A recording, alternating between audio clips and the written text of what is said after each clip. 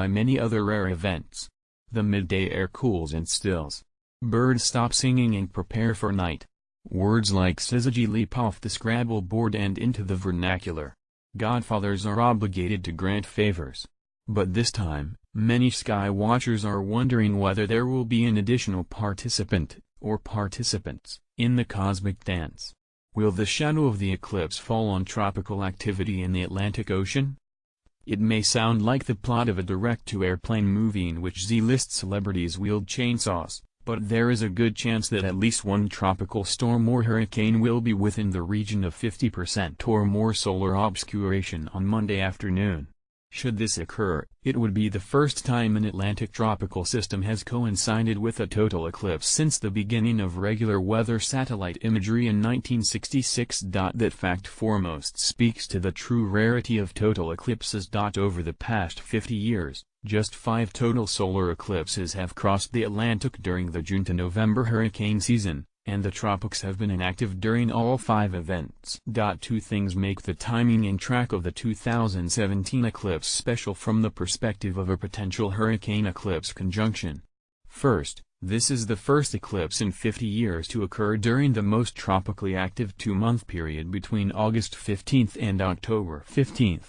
Second, after leaving the U.S., the path of totality will cross from the Carolinas south and east into the main development region of the eastern Atlantic, prime territory for tropical cyclones in late August. So, the odds of an eclipse are better than average in 2017, but are they ever in our favor? I used the National Hurricane Center's HURRD-at2 dataset of hurricane climatology to take a snapshot of all recorded tropical cyclone activity occurring at 2 p.m. ET on August 21 for every year since 1900. If a total eclipse occurred every year at that time, in only 2 of the 117 theoretical eclipses would totality have intersected the center of a tropical storm or hurricane. Oddly enough, one of those cases is Andrew, which on August 21, 1992, was a tropical storm north of Puerto Rico with 60 miles per hour sustained winds. However, there are around 15 and 40 historical instances in which an August 21 tropical cyclone was within 2017's 90% and 50% eclipse bands, respectively. The upshot here is that having the path of totality cross a hurricane is like hitting a rolling bowling ball with a tennis ball while blindfolded. But intersecting the path of partiality is significantly more achievable, perhaps replacing the bowling ball in this metaphor with a giant human hamster ball. A check on Atlantic tropical activity reveals one possible candidate to be in the path of totality, and several good opportunities for tropical storms to at least be in the partiality. The National Hurricane Center is issuing advisories Thursday afternoon on Tropical Storm Harvey, which is forecast to be a hurricane near the northern coast of Honduras on Monday. The sun will be about 40% blocked at peak coverage in this part of the Caribbean.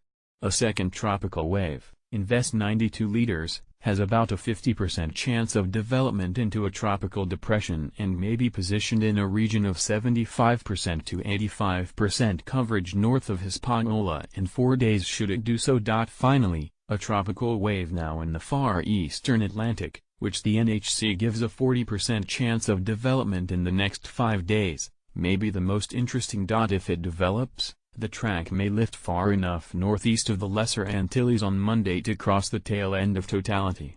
The outlook for this system is the most uncertain, but it is also the best chance for a total eclipse and tropical cyclone to coincide. There is no word on if Taco Bell plans to give a free Doritos Locos Taco to every man, woman, and child in America should that occur, but it would certainly be a nice gesture if they did. If you're wondering about the potential effects of the eclipse on the tropical storm, don't look for any major impacts. Hurricanes are fueled by the warmth of the ocean, and a few hours of dimmer sunlight won't change sea surface temperatures noticeably.